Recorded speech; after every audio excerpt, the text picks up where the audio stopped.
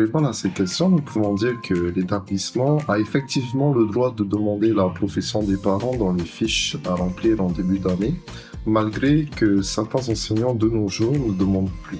Elle est utilisée à niveau national et local à des fins statistiques de pilotage, contrôler, évaluer et accroître.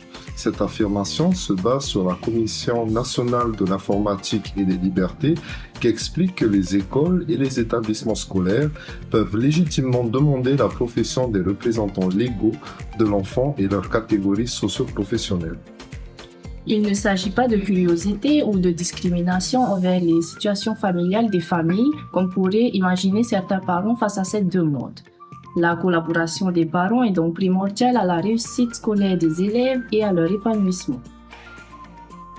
En effet, cette information sert à établir des statistiques socio-professionnelles des familles des élèves au vu d'une amélioration des moyens d'enseignement équitables aux établissements scolaires ou d'encourager la mixité sociale, notamment pour l'éducation prioritaire comme les RED+.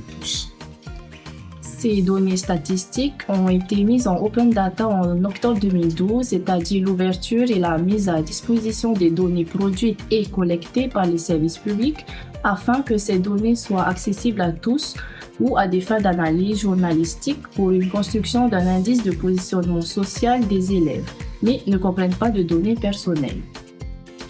En somme, il est démontré que les élèves issus de la classe sociale populaire sont victimes de leur classe sociale.